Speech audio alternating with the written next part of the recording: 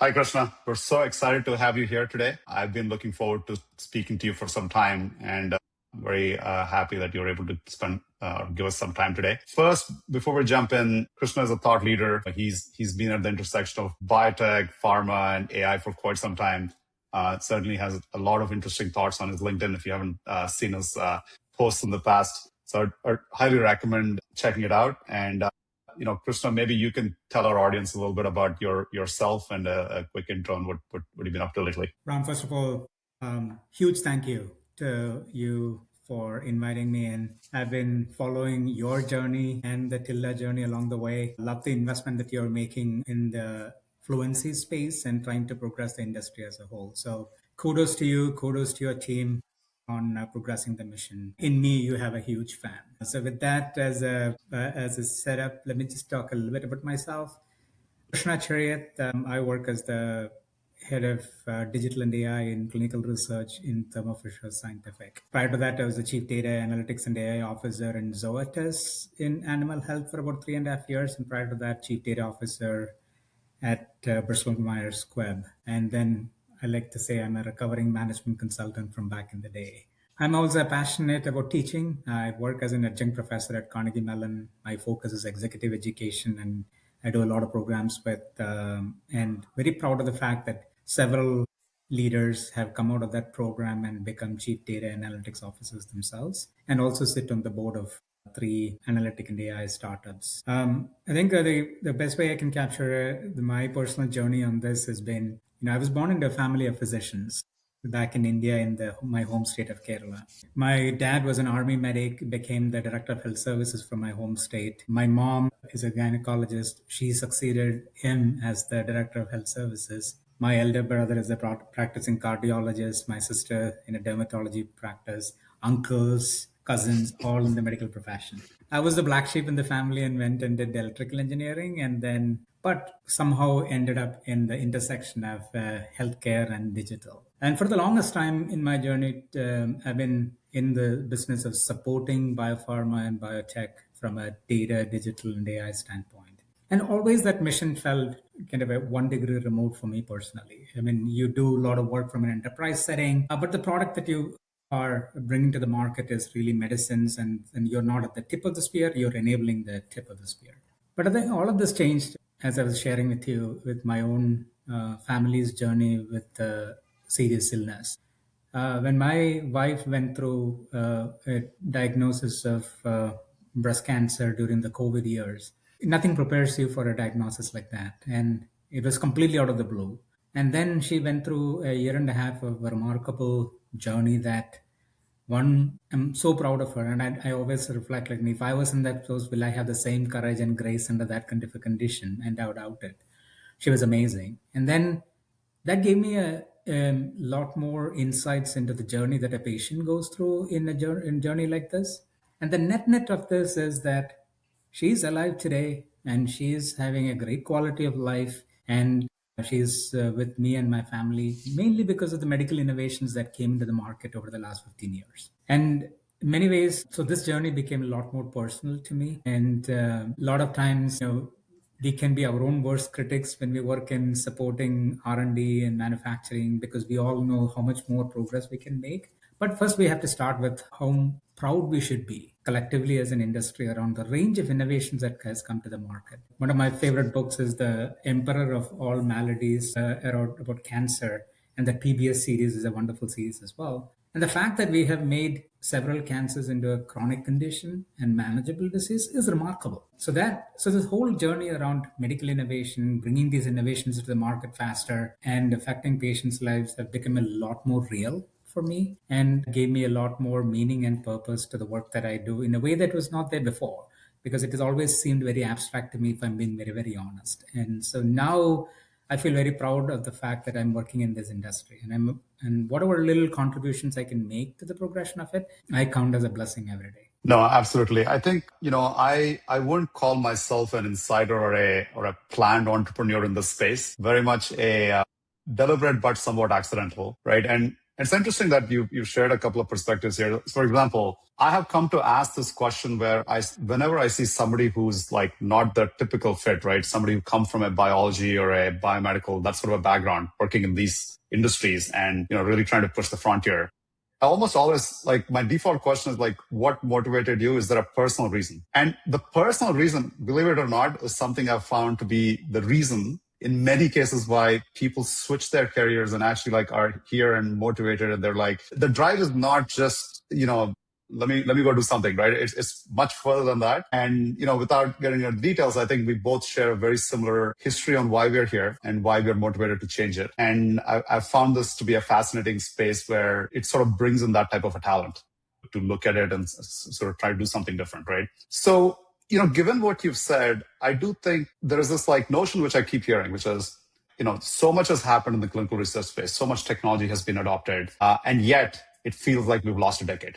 Because if you look at all the typical metrics, I wouldn't need to tell you this, like, whether it be how many trials we have enrolled on time, how many medicines we've gotten out in time, like, you just kind of plot this out of the last 10 years. I mean, there's improvement, but potentially like not, when you risk adjust it to the cost or like any other sort of metrics, it's just not there. Like you sort of very clearly see these issues. So I'm curious, first of all, do you agree with that? Do you see that this is one of the challenges which we are yet again facing, because now we've got AI, now we've got all this new sort of like technologies. And the question always comes back to, well, is it really going to make an impact? Are we actually in a path where there's something meaningfully different, which is going to happen, right, over the next 10 years?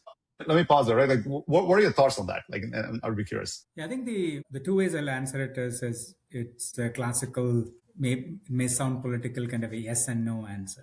I think if I disaggregate that whole question into two parts and say the first part of it is the drug discovery aspect of it. And I've seen up close how much evolution, technology, business process reimagination, analytics, etc., has changed the arc of drug discovery. And how, from a target selection standpoint, a refinement standpoint, identification of biomarker standpoint, that is data driven, that is remarkable progression has been made. But you're right on the yes part of this is on the drug development side. I think if you look at it, in many ways, I was talking to a head of R&D and I said it almost feels like we have developed these Lamborghinis and Ferraris in the drug discovery side, and we are driving it through a single lane road with the potholes along the way. When you think about the overall drug development timelines and the process and how much cost it takes to bring a medicine to the market. On the first part of it, I think we made meaningful progress. And on the second part, a lot more to be done. And one of the things that has struck me since I've been in the space of that intersection of technology and this for the longest period of time is, number one, we may have reached the kind of the maximum unlocked value of automation in this space. Because historically, we have pursued automation and digitization in pockets along this chain.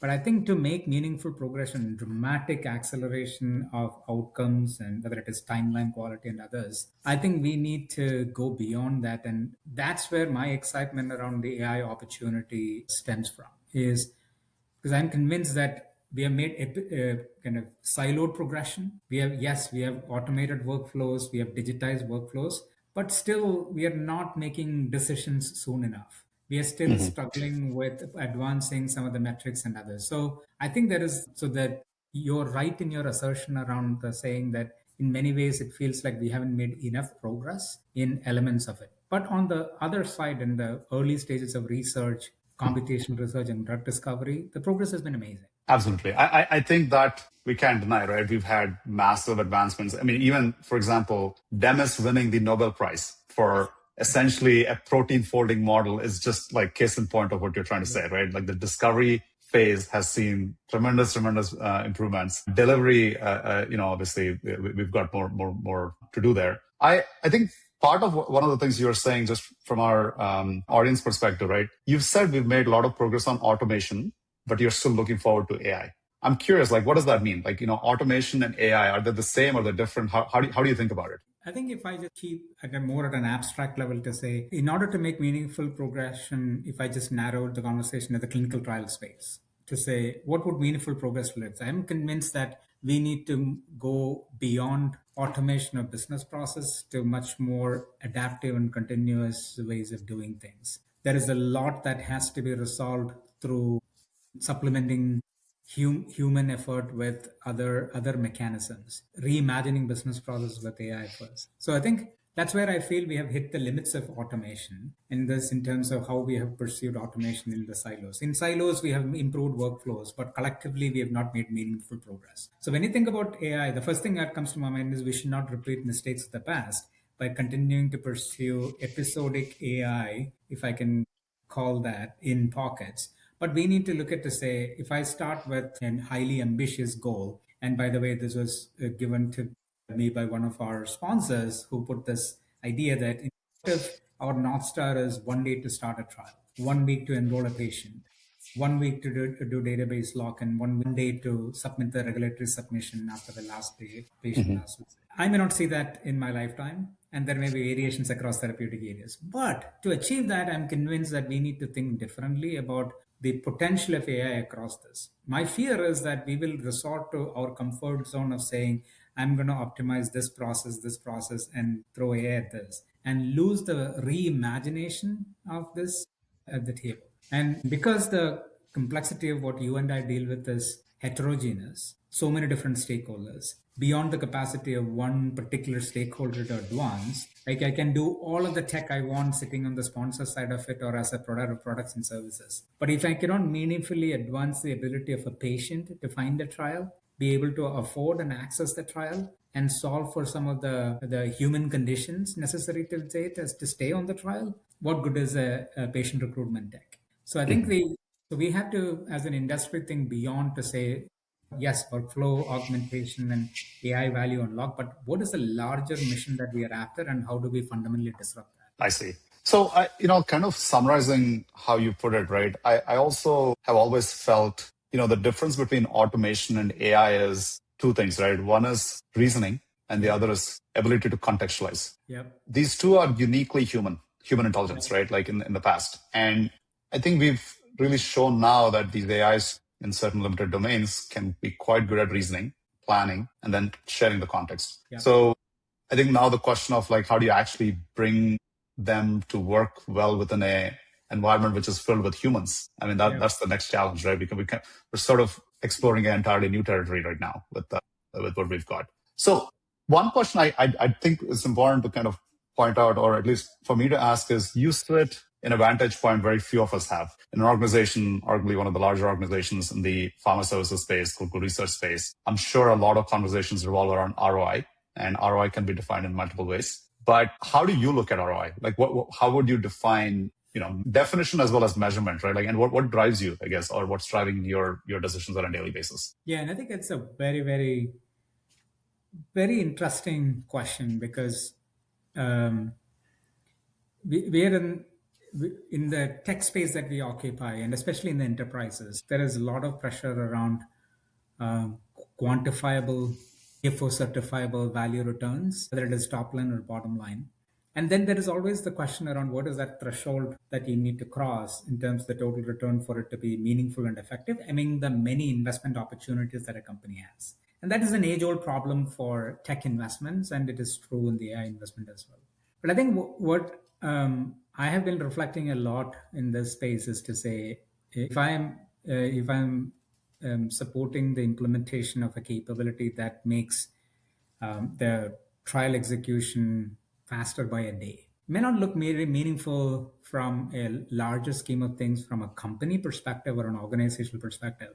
But reflecting back on that personal journey I went through, imagine that innovation being available to a patient 1 day sooner. That is an ROI that for that patient is worth so much. So the one thing that we have to be really conscious about in our industry is that it is easy to lose sight of what the larger mission when we get into our day-to-day battles. And so when the definition of an ROI, we have to, of course, each of us are working for for-profit enterprises. We have a fiduciary responsibility to our shareholders, our customers, to our colleagues. All that is true.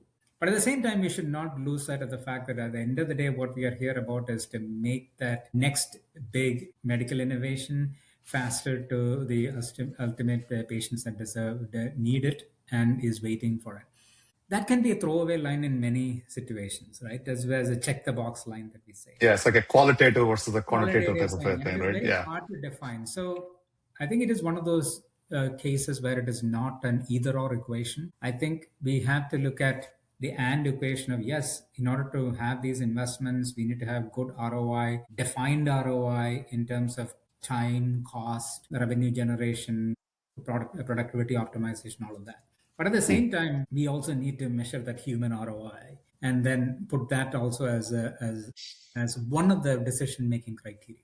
Which brings to a secondary point around this, which I've been kind of thinking a lot about is when you think about the space that I work in a lot, which is the clinical trial space, in order to make total progression around the larger goals of accelerating trial timelines by, say, 50% or 70%, uh, it is impossible to do that from the context of just one organization or a couple of organizations in the mix. There are so Hmm. many nodes in this.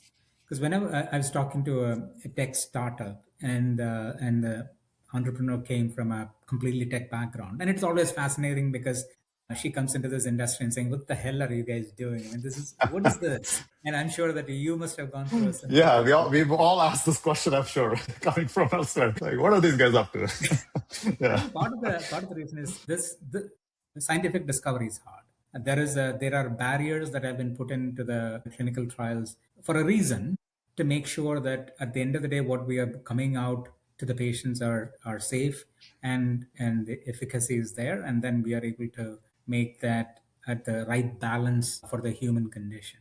So the barriers are there for a reason. But what is undeniable is the complexity of the ecosystem that surrounds an innovation is by far the most among many of the industries that I have had direct experience in. Hmm. So if you're going to advance, for example, patient recruitment, I've been part of so many different conversations with many startups and others around EMR and real world data driven patient recruitment. Yeah, that solves 30% of the problem. But that is all going into sites that are at varying levels of digital maturity and overburdened with understaffed and so much things to do. So it is not just a question of an identification of a patient, but it is a question of how do you convert that patient? How do you ensure that the site is able to act decisively on it and effectively on it? That alone is also not sufficient.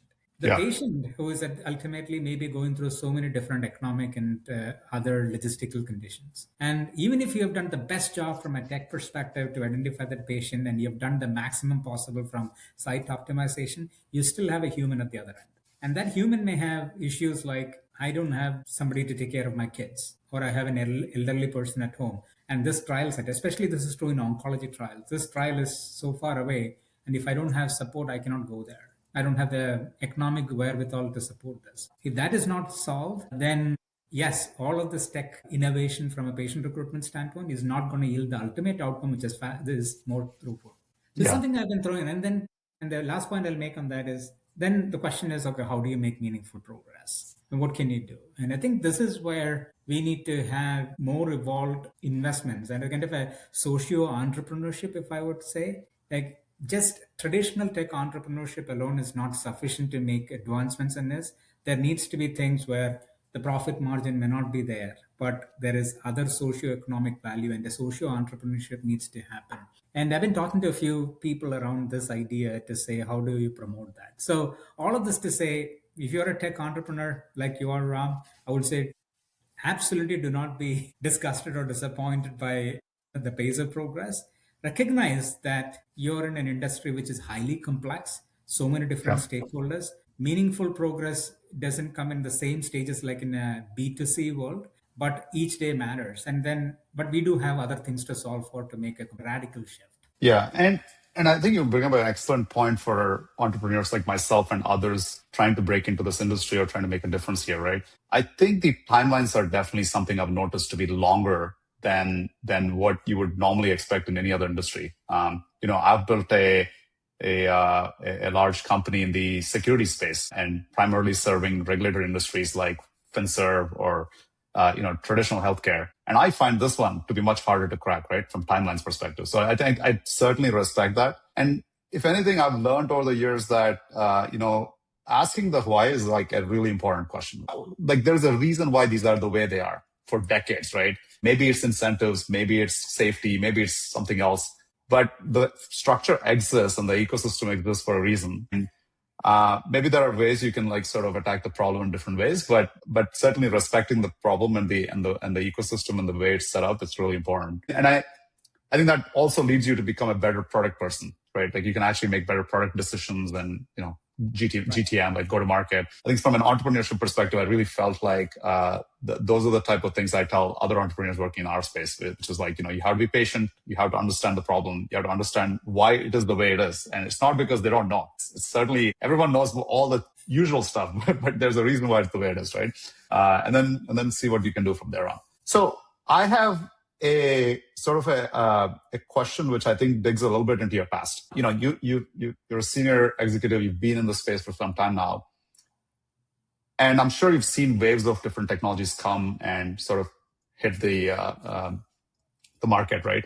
The one I have, I guess, studied and really dug in would be the prior wave of like digitizing what would otherwise be all paper-driven processes. Yeah. So we've had many enterprise systems which have come up, specialized for research, like ERPs, which are specialized for our system, our industry. So, the plethora of 3-letter, 4-letter acronyms out there, CTMS, EDC, TMF, ECOA, like all this other stuff, right? So my curiosity is that they've come, we're agreeing that they've made some dent, but possibly not where potentially the ROIs may have. I mean, I'm sure at some point somebody did the ROI math and, looked at both the quantifiable as well as the qualitative aspects of what we just talked about.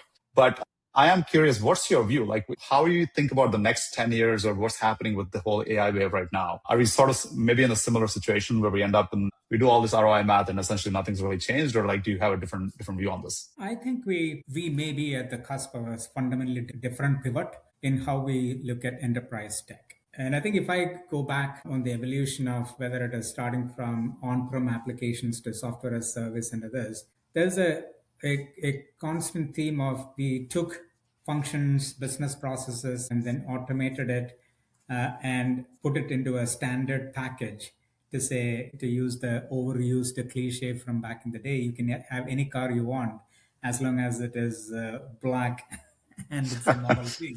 That's a similar mindset we had in the evolution of the enterprise software applications, is to normalize it down to a standard flow and then put a shell, which is what we call an application over the data.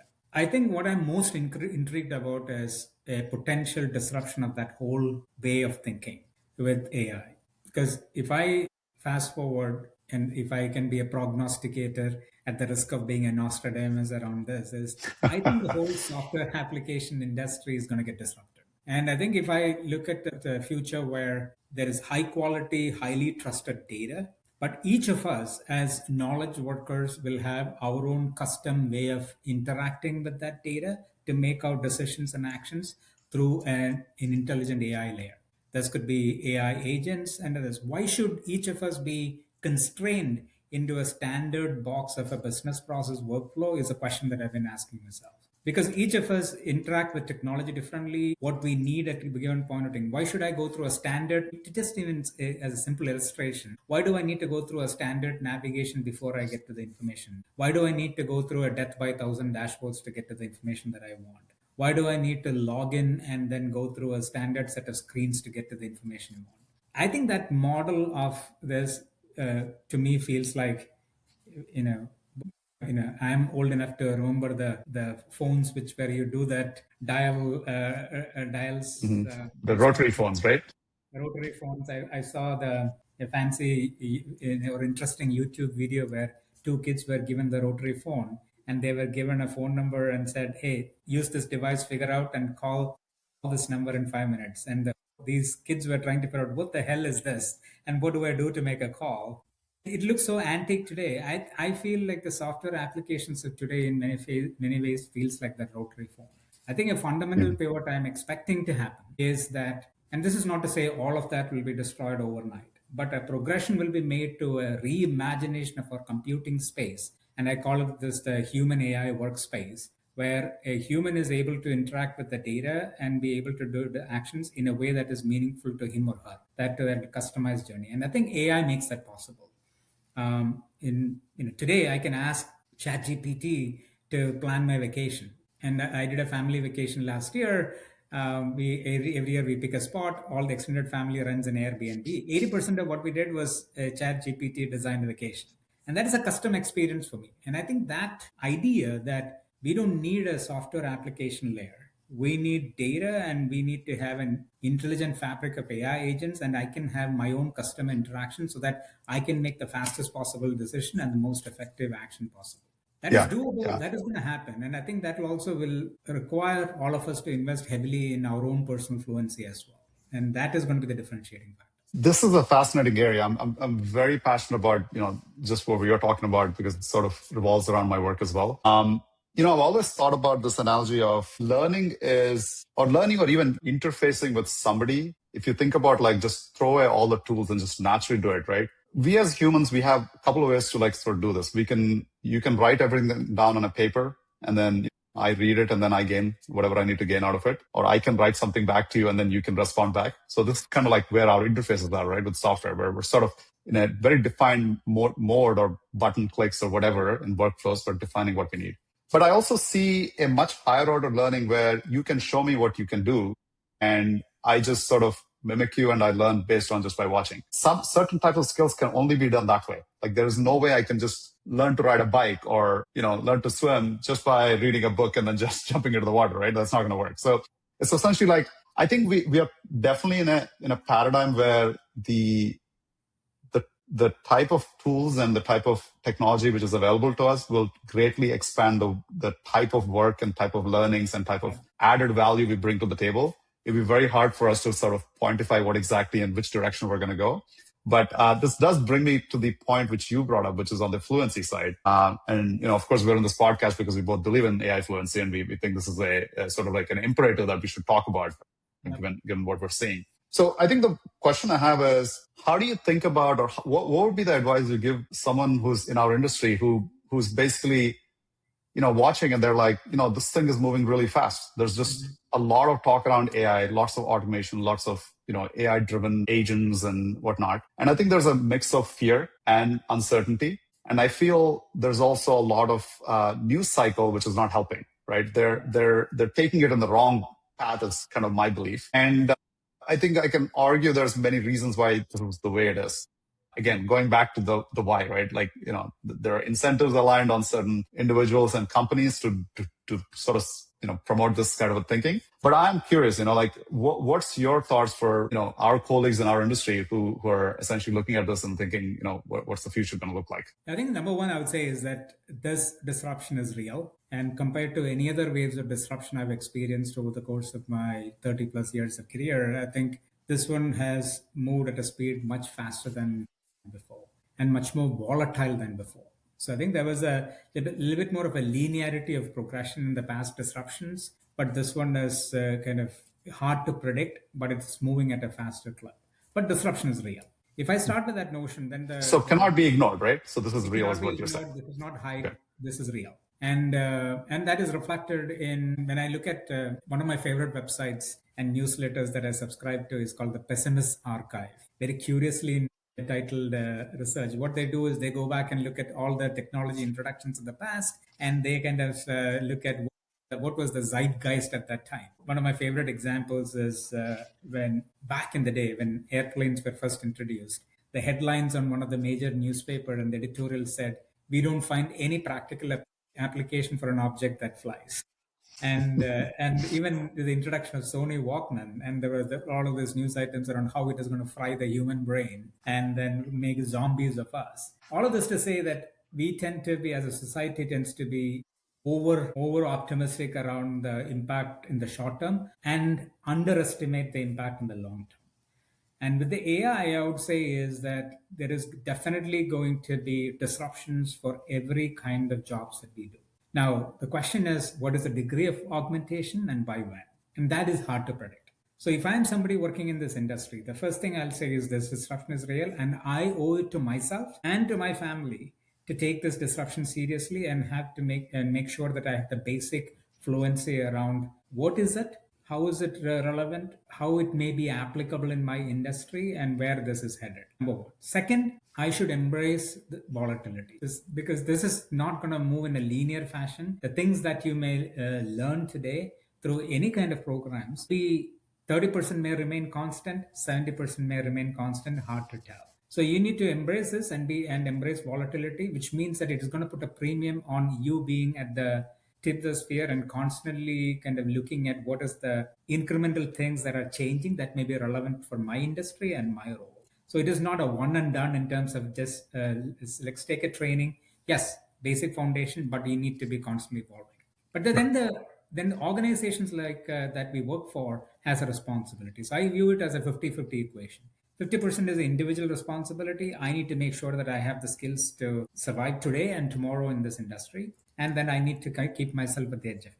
The other 50% is where organizations need to reimagine the learning experience for their employees. Because if I look at every organization and if you imagine that every role is going to be AI augmented, there is no way you're going to recruit away the problem. You're not going to be able to recruit a brand new AI fluent workforce for all of the roles. It's not going to happen, which means that you have to upskill the workforce. And this is where I think people with titles like mine have made a disservice to the industry. Because historically, if I just look at data literacy and analytic literacy kind of programs, and I've been part of several journeys throughout my career. And as I was sharing with you in a different conversation, I've learned 4 facts of life which are like death and taxes. Number one, enterprise learning experience absolutely sucks. All of us just hit enter and say, I agree at the end. It's a checkbox. It's just a checkbox. And you just hope that there is no test. And if you have a test, somehow get the bare minimum pass. It's not real learning. Second is what which you were alluding to in your question is our learning experience is very, very different today. From back in school to college days, I was always the last minute studier. You can give me 3 weeks, 1 month. The studying is going to happen only the previous day night before the test. It is so amazing that habit is so ingrained in me that even in my work today, I need the pressure of a deadline to focus and be able to do it. You give me 1 month to put a PowerPoint deck together, it is going to happen the day before because I can focus on that. That's sort of habits ingrained. But the learning pattern that I was referring to today is like when your personal computing space, the apps that we use in our phone is very intuitive. And if you have a question, you're going to just Google it just in time. And then to your point, sometimes you watch a video and see somebody else doing it, and that's where you mimic and you get doing it. That's your learning pattern. So we have to reimagine our learning experience and works to mimic what today's look like. The next most important point, which I would encourage anybody in the audience who is in a position of influence around designing AI or digital fluency programs, is context relevance. I think unless you are able to connect the dots for your workforce to say, what does AI mean for you in your function and in your role, you're not going to reach the promised land. And final piece that we have to solve for is information overload. I think each of us working is hit with so many different information hitting us that how do you cut through that and get to the bottom line of, if I'm working in finance and I have to think about the application of AI to make a meaningful difference in the way I work things, I need to have information that is very, focused, context. Like ROI has to be clear to you, right? Like, what am I getting out of this for spending whatever time you train on it, right? You're always going to get the 20% who are motivated self-starters who are going to focus on it, and you're going to miss the large part of the audience. And that final bit I'll say to those who are in the position of influence to shape these kind of journeys is, when you're selecting a pilot audience, don't go after the quick wins and easy wins of early adopters. That may be the 20%. I think some of the biggest successes in my career has happened when in the implementation of a program, we had a well-balanced set of pilot users between the digitally progressive and the digital skeptics.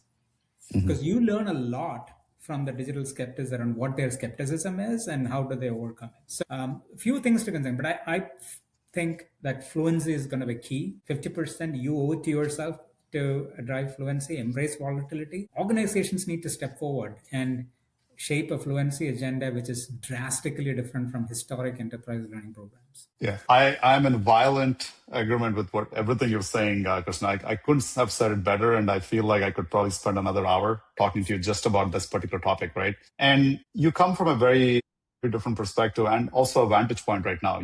You are essentially a buyer, / builder. I'm a builder, so I'm selling. You're buying most likely. So I think my vantage point has been kind of interesting because, first of all, this cycle is all about understanding a type of a technology which has never been really well taught or understood in a broad sense. So an example of that is we are frequently in front of customers now, and we're growing, we're expanding. And I'm always somewhat like surprised in the early days where the questions the customer is asking, I'm just wondering, you're probably not asking the right questions. Like I can say something and I can convince you that this is the right technology. But if I were in your shoes, I would think about this whole buying pattern very differently. Mm-hmm. It's that lack of AI fluency because the industry just does not come from that background. Whereas, somebody like me, I've spent a good part of 2 decades, and in my college, we both went to tech programs. Yeah. Interestingly, I went to Carnegie Mellon. I don't know if you knew that, but I was an undergrad computer science major there. Coming from the domain, I think the understanding is AI is like a software. So does it do X, Y, and Z? And you're checkboxing it, right? But the reality is like AI is like actually like hiring a person. It's like you have to ask it a whole bunch of questions. You have to make sure it's like, aligned well. It does the same thing every day it comes to work. It's not having a bad day every 3 days, So there's like all sorts of really important, interesting questions and buying patterns, which you have to now think about. Yep. And that's buying and then using, right? Same thing. Like you now have to evaluate all these technologies and AIs in a completely different fashion. Yep. So interestingly, the reason I'm saying I'm in violent agreement with everything you said is I've come to the conclusion. Initially, what I used to do is I used to send the, people we were talking to early on, hey, here's like a few papers you can read, and something on like somewhere in the literature. I'd just send them something, or maybe some technical articles about, this is how you sort of understand these like stochastic or probability-based machines, which are LLMs, and these are the pitfalls and these are the things you'd have to look for. And we are able to solve these problems because we come from a very deep applied AI bench. And, we have a large team of researchers who are basically focused on just that, right? So gotten into that. And then, what I realized is, like you said, people are busy. There's no contextual learning in these type of articles just by reading it. It doesn't relate to what your particular problem is. Yeah. Yes, an LLM, I can read 20 papers of why LLMs do not have the best self-evaluation capability. Like, you cannot trust an LLM on confidence, right? Like this is like a very simple concept you and I will like immediately relate to. But then there are customers who will say, based on whatever you did, how do you score confidence? I can say, well, I'll just ask the LLM. And LLM is going to be obviously very confident. Like every LLM is like so confident when it answers like anything, right? Because the research, the people who have trained it, including us, we are biasing them towards action. We're biasing them towards agreeability. And we measure that, and we want it to be agreeable. Nobody's going to sit there and use an LLM, or an AI, which is not fundamentally disagreeing with everything you're saying, right? So it's kind of like these like interesting phenomena which show up, and we're sort of like, anyway, my point is that. Yeah, I think one point I'll make, Ram, I think it may be interesting for budding entrepreneurs and others who are frustrated with selling into enterprises, especially with the innovative new capability like in AI. I think I was talking to a founder of a startup, and he was frustrated with, I said, you don't appreciate you're not laser focused around the tech leader and the business leader. The business leader is convinced on the business potential, and the tech leader is intrigued by the technology. But you don't realize that they are two nodes in a larger buying puzzle. To the question of AI fluency, if the legal team in an enterprise is not fluent in understanding and appreciating the nuances of the AI-based capability versus traditional tech buy, if the information security and the third-party risk type of teams are not fluent enough around understanding and appreciating AI versus the others, you're not going to make the progression in the sell time is not going to be where you need to be. So one of the things that I was encouraging this startup to do was to think about all of those, to use the overused Jerry Maguire line, help me help you, is to say that here, how does, think about it from a legal person who is new to the topic of AI, and what are the kind of questions you can anticipate, and how do you answer them? Think of a security person and others, because that makes this, and you have to, because they're all at differing levels of AI fluency. And it is not just the tech leader and the business leader in an organization. It is those surrounding stereo surround sound that is going to be important as well. So the fluency topic extends there as well. No, again, couldn't agree more. In a small way, what we did was we've recorded these series of lectures where we basically said, this is how AI fluency starts in the clinical operations world. it's only focused for clonops, right? So this is not about general, let me do the math behind a neural network or something like that. And I think it's really just about like boiling it down to like small incremental steps and saying like, these are the type of things you would think about. These are the areas which, AI could be great at. And this is how you would evaluate it, ask these questions, right? Like, it was an inspired decision, a decision to do in this, because I think I've been talking to you from your early days, and I didn't see this journey coming around your investment influence. And I'm so happy to see it, and I hear about the dramatic increase in the volume of people who are subscribing to it, because and from that you see that there is an appetite for it, yeah. there is an audience for it. I think what you're making an impact in the industry through that is so profound, and giving that to the difficulties in enterprise learning, you're offering one part of the solution by making this accessible in a meaningful way, in a contextually relevant way, which is huge. Yeah. I mean, I think we are trying, but as you said, I really like the way you're talking about the responsibility being shared by both the individual as well as the enterprise, right? I think that sort of I'm very excited about it. I think this is going to be partly how diffusion of AI will start to hit into the enterprise. It will be through education and then through action, right? So I would totally agree. Like if you're an entrepreneur in our space, like please do focus on education. Your customers don't know what they're buying, nor will they understand what you're trying to sell without educating them. And we owe it to ourselves, right? Because it's not easy. It's not obvious. So this all makes sense. So that being said, Krishna, I've had a lot of fun talking to you about this. This is like, I'm very inspired every time we speak. It feels like we're like completing sentences for each other. So I hope this was also the same amount of enjoyment for you. In many ways, it's the inspiration is mutual. I mean, your journey from the start, coming as a rank outsider into a space with fundamental questions of why. And I remember some of your why questions at the early days of your Tilda journey to the pivots you're making. It's amazing. And I've always drawn inspiration from the doggedness with which you and Tilda is pursuing this, and really supportive of trying to enhance the fluency collectively. I think that's big, and I think it will yield returns in ways that you can't even predict now. Absolutely, and I appreciate the support and the leadership and the mentorship. It's great to be in that position with you. So thank you, Krishna. Have a good rest of the evening.